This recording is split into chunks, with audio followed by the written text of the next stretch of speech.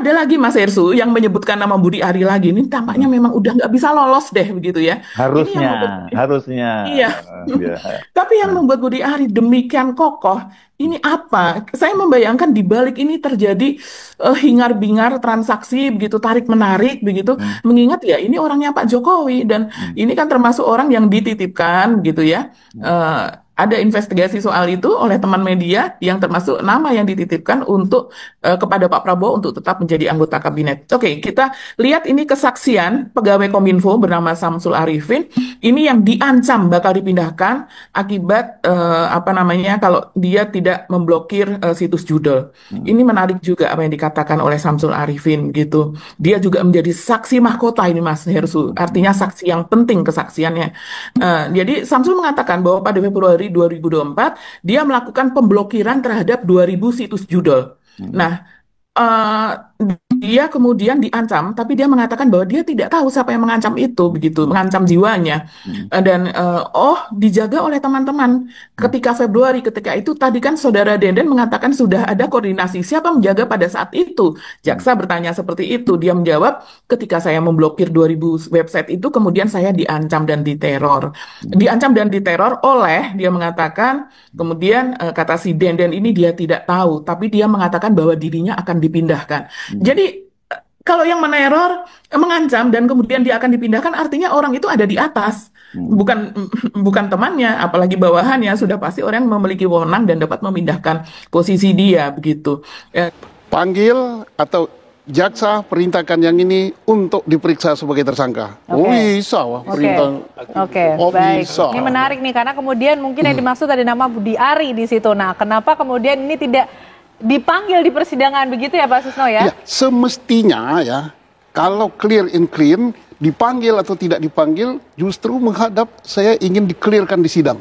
Oke. Iya Saya udah di BAP juga Iya, katanya Budi sudah Ari di itu. BAP. Iya, iya. Nama disebut di BAP, disebut di sidang.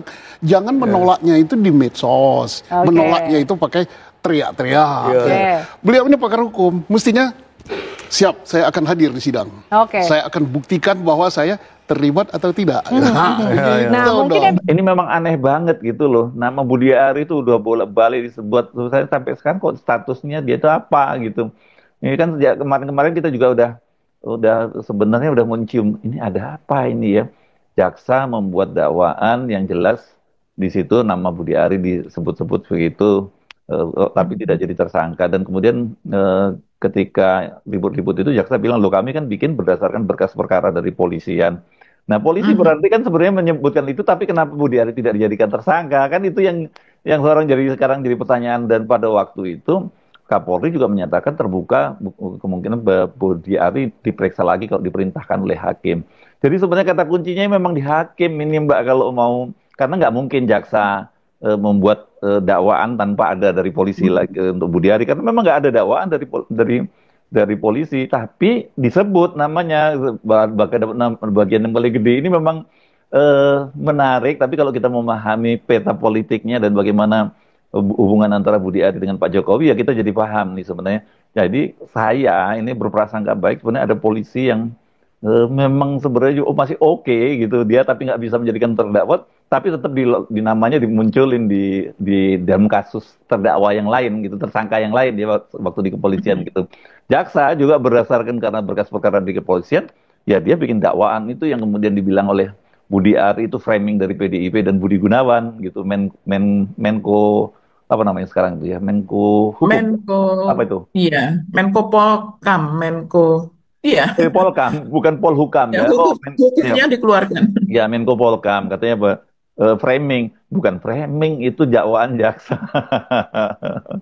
Iya, iya, iya, yang menyebut nama mantan menteri Pak Menteri itu mantan menteri itu yang kemudian disebut, tetapi dalam berkas ketika penyerahan tahap pertama maupun tahap kedua Pak mantan menteri Kominfo itu tidak kemudian disertakan karena tidak pernah dijadikan saksi meskipun disebut. Nah, oleh karena itu berdasarkan berkas yang diterima dan kemudian saksi-saksi yang kemudian diterima oleh kejaksaan, ya kejaksaan menyampaikan itu ke pengadilan sesuai dengan berkas dan apa yang kemudian diterima oleh kejaksaan. Nah, kalau toh kemudian pengembangan kasus ini mau diarahkan ke atas misalnya, Ya itu tergantung sekarang kan yang punya wewenang adalah hakim. Nah, hakim bukan lagi jaksa kan. Ya, di pengadilan yang punya kewenangan adalah hakim. Hakim kemudian bisa saja kemudian memerintahkan kepada jaksa untuk kemudian memanggil menghadirkan Pak mantan Menkominfo itu sebagai saksi di persidangan. Bagus. Nah, dalam keterangannya itu Denden mengatakan bahwa penjagaan situs judol yang tadinya seharusnya itu di take down dan kemudian ternyata malah dijaga dan dikutip pungutan kepada masing-masing itu ternyata sudah mendapatkan restu dari atasan. Ya, kemudian di sini misalnya Denden ini mengatakan, pertama dia bertemu dengan Muhrijin alias Agus. Ini menarik Mas Irsu, karena Muhrijin atau Agus ini kan Calo bukan ini ya, calo ini, broker. Ya. Kemudian dia mengatakan dia memiliki bukti transfer dan sebagainya, tidak tahu bukti transfer dari mana, yang jelas dia memiliki itu. Dan akhirnya diberikan oleh si Denden ini dinyatakan kepada jaksa ketika ditanya ya, akhirnya dia memberikan sejumlah uang, yaitu ada 400 juta dan kemudian 1 miliar begitu, itu dalam beberapa tahap. Jadi memang luar biasa. Tentunya dipilih ya, skala prioritas kita. Dia akan milih mana ini yang ikan besarnya. Ternyata diambil Sultan Menang. Ikan besar ini maksudnya apa, Pak Susi? Kalau diambil satu ini, dampaknya, side effect-nya besar. Akan membuat takut yang lain dan akan bisa mengungkap bahwa yang ini omsetnya besar. Yang ini dalangnya ada. Yang ini mungkin juga ada yang melindungi kita.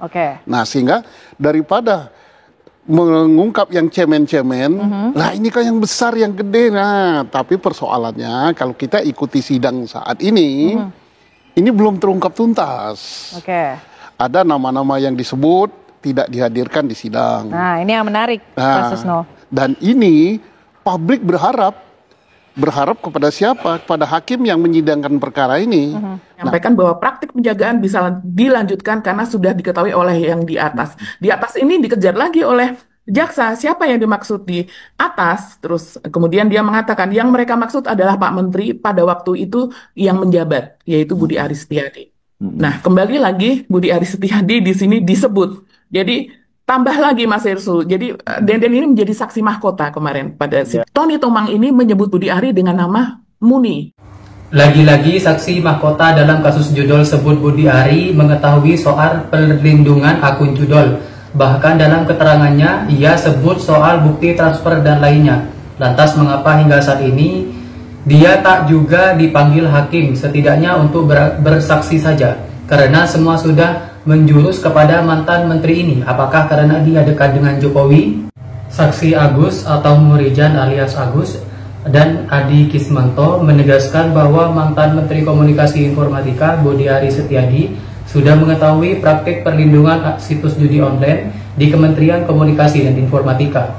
Dalam persidangan di Pengadilan Negeri Jakarta Selatan, keduanya menyatakan bahwa Budi Ari mengetahui ada penjagaan situs judi online dan bahkan disebut-sebut mendapatkan jatah 50% dari hasil perlindungan tersebut. Meski demikian, di luar sidang Budi Ari membantah tudingan tersebut secara tegas. Ia menyatakan bahwa klaim penerimaan jatah 50% adalah narasi jahat yang menyerang harkat dan martabatnya dan menegaskan tidak pernah menerima aliran dana apapun dari praktek tersebut.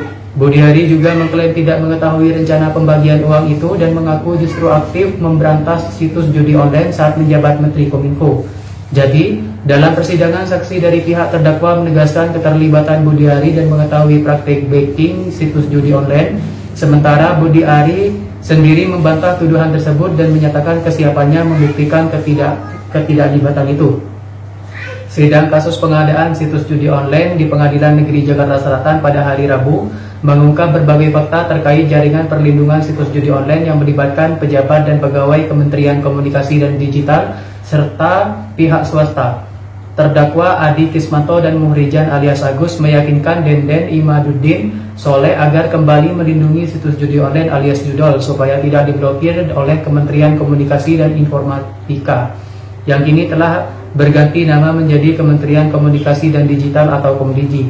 Sebelumnya, Denden sempat menghentikan praktik perlindungan tersebut karena sudah tidak lagi menjabat sebagai Ketua Tim Pengendalian Konten Internet Ilegal Kominfo. Jabatan itu telah dalih kepada Samsul Arifin yang juga menjadi terdakwa dalam kasus ini. Denden kemudian menjabat sebagai Ketua Tim Penyidikan dan Ahli Undang-Undang Informasi dan Transaksi Elektronik di kementerian yang sama. Tak hanya Denden, Adi dan Agus juga berupaya meyakinkan Samsul Arifin untuk ikut bergabung dalam praktek perlindungan situs judi online.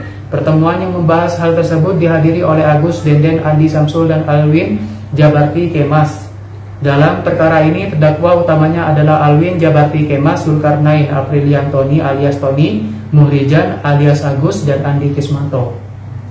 Sidang digelar dengan agenda pemeriksaan saksi dan jaksa penuntut umum, termasuk saksi mahkota Denden Imanuddin Soleh yang juga terdakwa dalam perkara ini. Bagaimana menurut pendapat kalian? Coba tulis di kolom komentar.